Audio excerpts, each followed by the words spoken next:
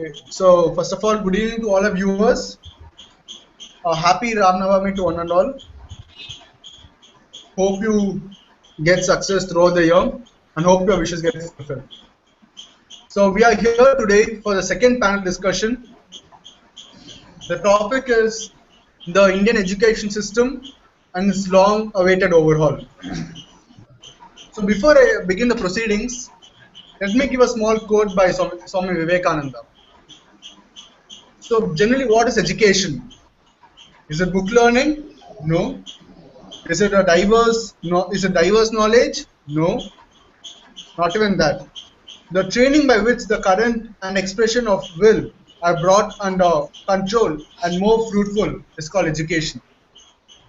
The basic idea behind the topic which I've selected today is we don't find Indian education so practical. It seems to be more theoretical in nature. Education is basically to hone the skills of the individual and make him become better in life, not only as an individual but also for the country. Indian education system focuses more on theory than practical. It offers the degree which you achieve in college only for future jobs, which is relevant to jobs. Thus saying, I would like to invite Rahul to begin the proceedings. Uh, Thank you, Nanjesh. I just made a broad idea on how we can transform the quality of education till plus two level. As I'm a student, so I know many loopholes that are existing over there. So bear with me with 2 minutes, right? I'm starting on. So, I'm only giving a broad idea to improve the quality of education till plus two level. This can be refined and developed further by the central governments and the state governments if they want to. First of all, the quality of the teachers and lack of good books and other resources are the major obstacle for the good education. We all know it. It's a huge task to make the schools all over India better. The central government can improve the quality of education, but the main thing and the main education that the Search Abhiyan transforms the fund is with the state government. Starting from standard 1 to plus 2 level, the government must prepare audio-visual classes because the country lacks basically on technology, conducted by the expert teachers in all different subjects, including English and all the regional languages. Like for example, if we are conducting a lesson on English, and if someone from Bihar or let's say Odisha doesn't know the knowledge, we can translate that subject into his matter so that he can understand that, right? Different states can convert them into their regional languages. Like for say we have a subject on sciences, we have a subject on humanities. We can translate them to their language so that it's easy for them. We can't force that English language, which CBSE forces all over the country, which those people have to study and they have to grumble it. In each subject, the lecture must proceed slow and gradual, with clear explanation supported by well-written notes on the board. Usually in India, what happens? Teacher just takes the book, just reads the lecture, and just gets away and say you make your notes by your own, and you just grumble it or just rectify it just for the sake of getting marks. We don't get any practical knowledge which is theoretically possible in this age. As Nanjesh rightly pointed out in the debate that we lack in the practical education. I can just give you one example. In Punjab and Haryana, there are many engineering colleges that are open and giving degrees for free on engineering and all. If a person goes over there, enrolls over there, you just have to pay a capitation fees of 2 lakhs, get into the college, just pass the exams. That too will be held once a year. You need not attend any college, and for that you are given marks, and then you can get a job. They don't even know how to hold a screwdriver, and they are made an engineer. See, now that is the thing that really exists. We need to bridge the gap between that. And as Nanjesh rightly pointed out in the starting, spoon-fed knowledge is not real education. We need to change the system. We need to get in some practical knowledge. We need to get in field exposure. We need to get students to the companies so that they can visit, they can have one-on-one interaction, and so on. That's me with my opening comments. Over to you, Nanjesh. Okay, before we continue, I apologize to the viewers for the technical glitches which are taking place. After all, this technology, we don't have any control over them. So, hope you bear with them. I shall move on to the next speaker, Suyash. Who you want to please? Yeah, good evening, everyone. I have some views on the current education system.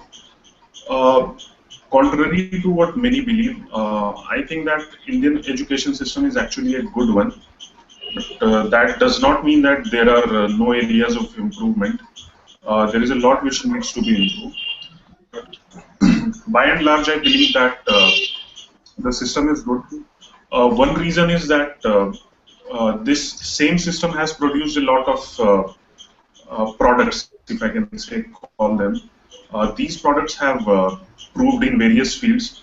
If you see, if you take out their contribution in NASA, their contribution in World Bank, their contribution in any other organization of immense importance, any corporate, any IT company, any innovative company, you will find a lot of Indians are there. And these are the same people who have completed at least their primary education in our country in the same system. It can be said that these achievements have got more to do with the individuals rather than the system. That is a debatable part. But definitely, the education system had some, if not all, of the effect on those individuals. So we need to deal in segments. If we take a holistic approach, it would not work. What I feel is that primary education in our country is very fantastic.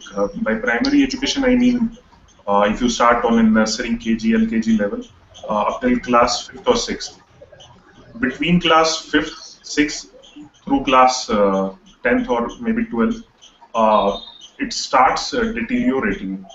And once you cross that threshold, I'm talking about graduation and post-graduation and doctorship programs, it further goes down the drain. So that is how it stands as of now. So what can be done to change this?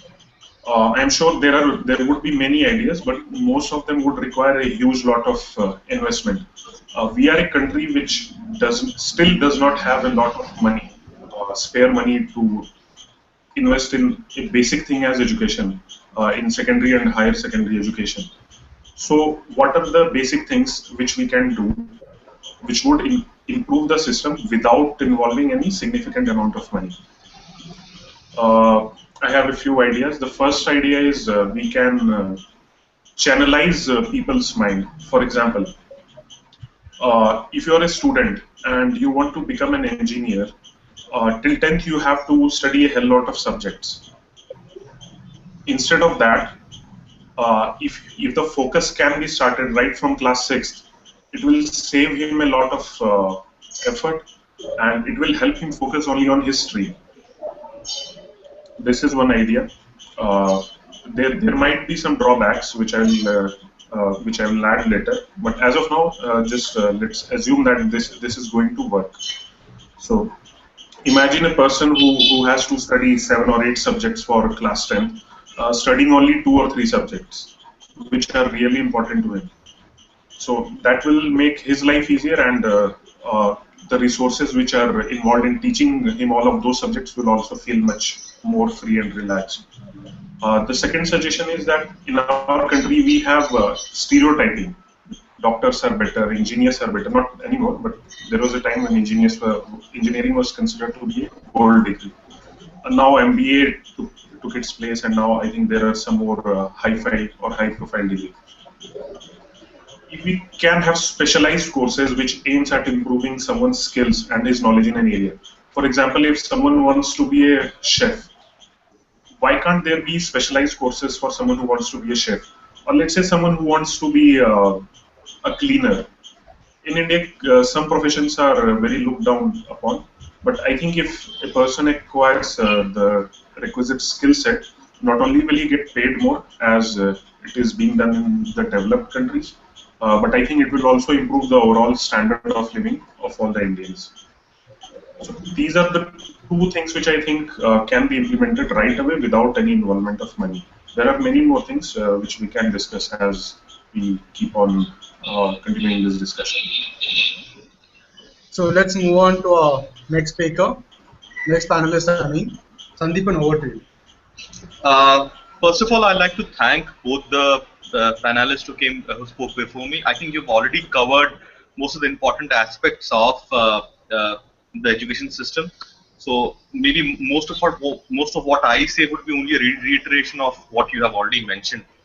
Let me start with what I personally think are the loopholes. I would agree with Rahul that okay, the quality of teaching good quality of teacher is something that people often don't talk about. People talk about opening different new schools or having different infrastructure, but sometimes we also have to look that the quality of teaching and the number of teachers per se in the system is also dismal.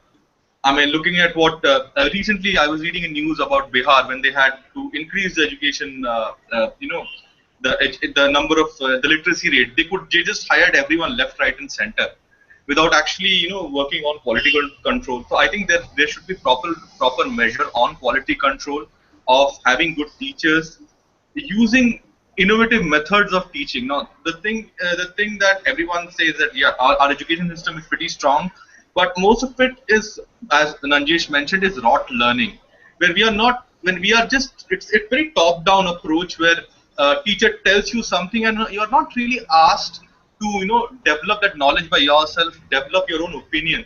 I think education, more than anything else, is the ability to look at a particular any particular subject or a particular opinion and then form your own opinion, the ability to interpret an existing information and probably develop your own thoughts. I think that is one of the pillars of education that somehow gets compromised in rote learning, because the idea is that you close your mind and you rot something and you bomb it. So it's basically your memorizing power than your actual education. The second thing that uh, uh, uh, Mr. Bharatwaj, I forgot, Suyash Bharatwaj, Mr. Bharatwaj pointed out was very interesting. He mentioned that our our primary education is strong. I also have a lot of belief that our primary education is extremely strong in terms of the value addition that it gets. It's a very robust system which actually helps us, build on it. I guess, rather than having very radical thoughts and reinventing the wheel, we should take the existing system and strengthen it, add innovations to it. I mean, I don't think big ticket and radical changes just because the West has done it does not mean that we should be doing it. Another thing that I would again reiterate was that the importance of vocational skills. Now, we have a traditional degree-based education system where we are talking about, school, then pre-university, then degree, then masters, then higher studies. But there is also a parallel track of vocational education, which helps people gain certain functional skills which might help them outside. That is one area that unfortunately we don't gain. Our school, for example, my school might teach me about debating, might teach me about quizzing, but what if I want to be a carpenter? What if I want to be a person I want to be an ironsmith? What if I want to join the army tomorrow? We do have national the scouts, but it is not well planned. So I think there was another debate about military conscription, stuff like that. So I think vocational training in that way also is very important, because skills, when we talk about education and skills building is also important. Another thing that I think is basically, as Suyash also addressed before, was that uh, we our education system, particularly the higher education system, and I'm talking about the post-board education system, is highly skewed towards two or three professions. For example, if you're not a doctor, you're not an engineer, you're a lesser mortal. That is the approach that people often take.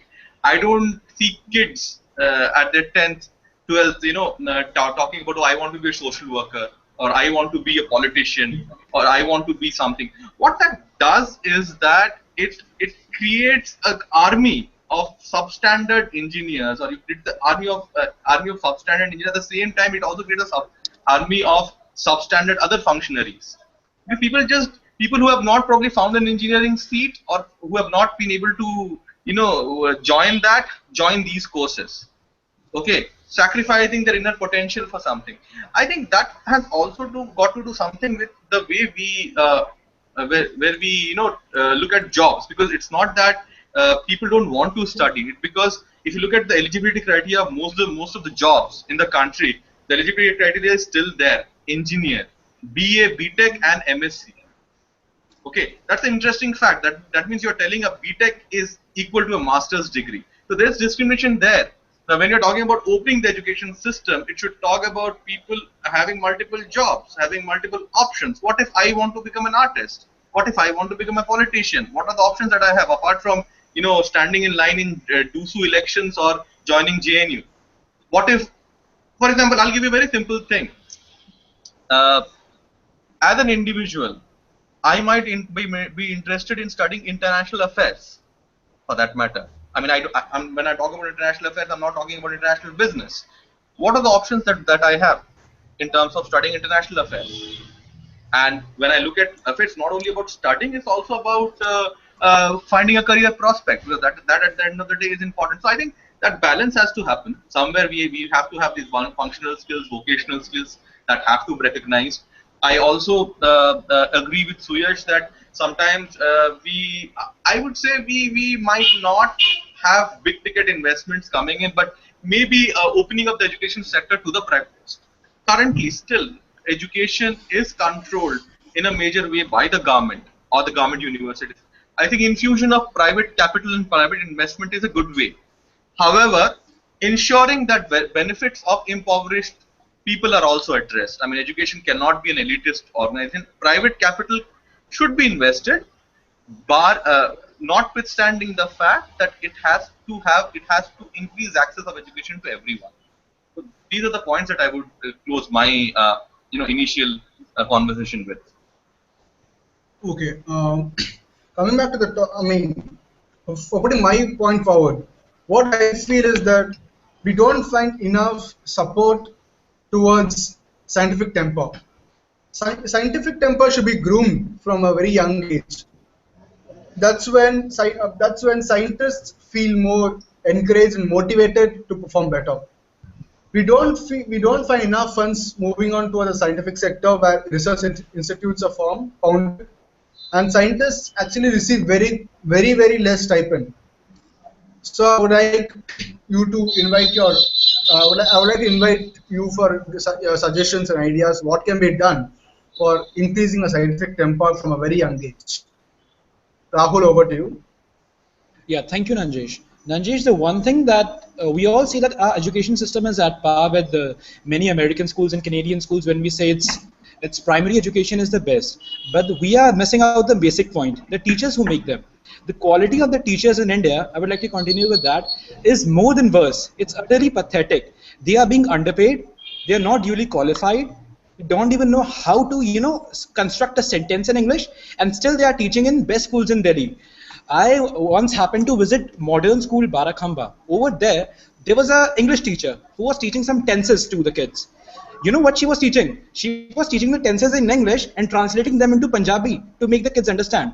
Now, if that type of education, when we are teaching someone in English and translating them in Punjabi and then making them listen, I don't think it's of any use to them.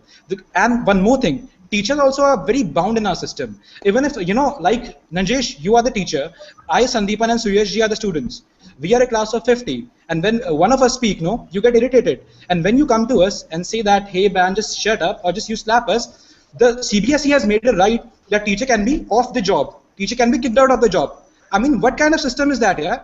If a teacher is teaching something and some guys are making noise, who the hell has given the right to the CBSE to kick the teacher out if the teacher punishes them? We need to, take up all these issues together and compile them. The problem of the teachers, the problem of the staff, the problem of the workload of the teacher. You might be surprised to know a teacher is given 7 periods a day. There are 8 periods a day. A teacher is being given 7, overloaded with the work, and when she comes to the class, the kid's asking the question, don't you think teacher would be frustrated here? Yeah, even if we take the workload of a teacher, normally one class is of 40 minutes or 45 minutes, right? If we convert them into 45 into 12 or something, it will go on beyond 4-5 hours. So is a person a human being or a robot that he can continuously speak of 5 hours, and the school authority giving them some extra burden, like do this work, go out to some other school and correct some papers, go out to this school and correct some papers. Firstly, if we want to build a nice education system, the basic foundation stone of that is the teachers. If we don't look into their problems, then I don't think the system would even work, because if we don't treat our teachers well. Over to you, Nanjesh. Now I think people can elaborate more on this teachers issue if they can. Yeah, Suresh, for you, would like to get some ideas, like How can we perform better in scientific temper, in grooming the scientific temper from a very young age? What necessary steps should be taken?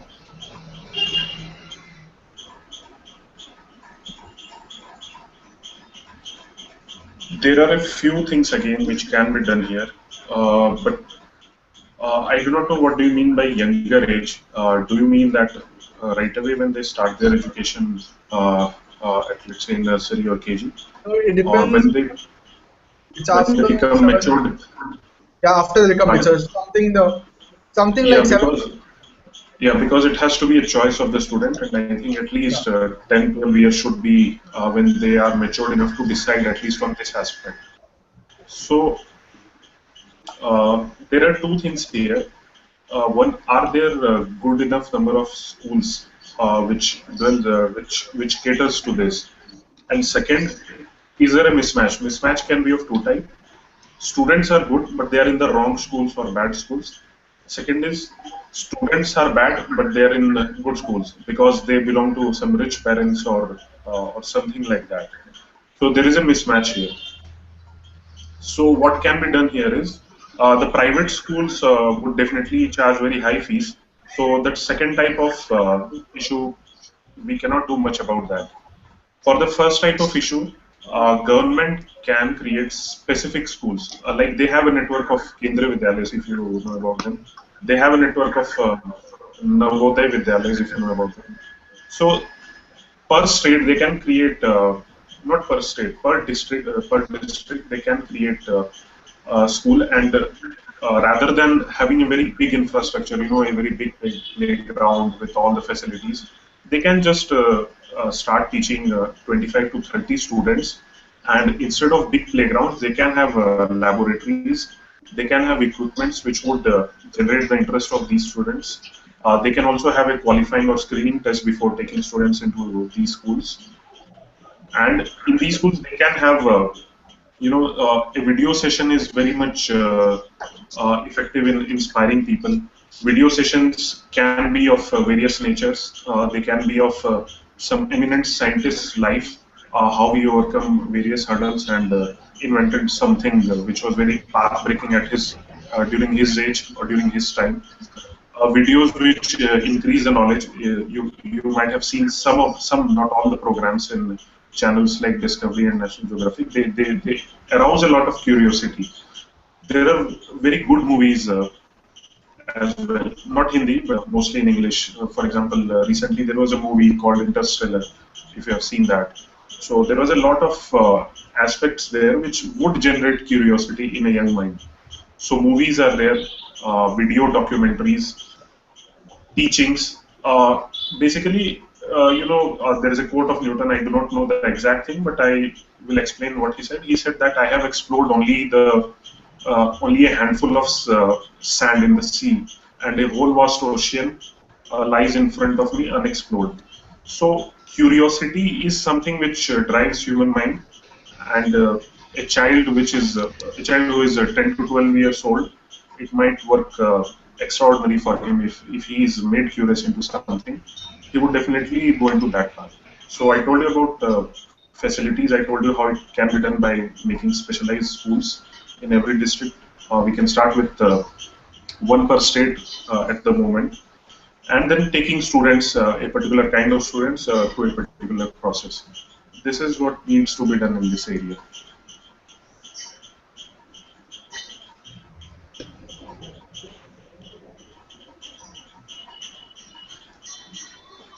I think Nanjesh dropped off. Yeah, Nanjesh Uh, dropped off, I guess. So should I, Mr. Suresh, what should yeah, I you do? can. Sandeepan, You continue. you continue, Sandeepan. It's your chance now. Yeah. Okay, so Yeah, if we can again, start to continue. adding to what mentioned, Suresh mentioned, I believe that scientific temper at the first thing should come from experiential learning. We cannot force kids to become scientists. So again, it has to start at a particular age, and I think it should be from the experience. Ask students to do small projects, small projects that they can get involved in. ask them to design small systems that they can get involved in. I have a very radical thought. I don't know if that is possible. So, at least, all of us. I mean, I was born in Jharkhand. I spent my formative years in Jharkhand, and then I moved, and I was in a very relatively uh, uh, remote area in Jharkhand. But but I still see that there are always these bright alumni that have come from my schools. There are always people like that in the neighborhood. What about asking them to come to schools, talk to students, give them a talk, take a particular, have a particular group of students, take them under their wings, spend some time with them. It becomes much more easier when you're in tier 2, tier 3 cities. You can invite people, ask, have a mentorship program where a select group of students work with a particular individual. Now, the thing is that, all of us have achieved something in our lives. Most of us are professionals. I mean, at least I can speak that for me and Mr. Suyash. I would only be happy if a school approaches me and says that why don't you take a particular lecture on this particular subject? Why don't you mentor students? We all might find time also, and that not only gives students the chance to meet professionals who can deliver quality content, but this can happen at no cost. Oh, I'm sorry, my electricity went off. This can happen at no cost. And as you talked about infrastructure, why not ask local corporates or people to develop a fund where these funds are utilized to buy basic equipment? For example, set up a learning lab in the university, set up a mathematics lab. So I think that helps build scientific temper in students, helps them understand content. Suyash mentioned about Discovery and other channels. We have an existing NCRT, CRT. I remember. I hope many of you would have seen in DD1. I believe they definitely have content. What needs to be done is reworking that content, making it more palatable, making it updated to modern times, and making it in a format that is more appealing to people. So apart from using the content that a private player might bring, why not strengthen content delivery within the government framework? It will be a good exercise, and it will be more of proper utilization of our funds. That is my view.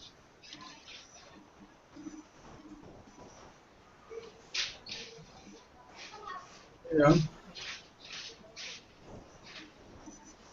I'm Just sorry, give my me a moment.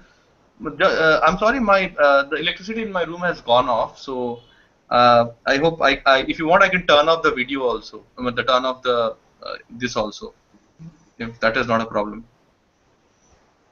Turn off the. Turn off my the video. Oh, the electricity has come. Sorry. So basically, what I felt was again coming back to the scientific tempo part. Yeah, I've read many articles regarding regarding the government giving a nod to private research institutes in countries like Israel and US. There are almost 280 countries, 280 sorry, 280 research institutes given a nod, and we can see the result of that.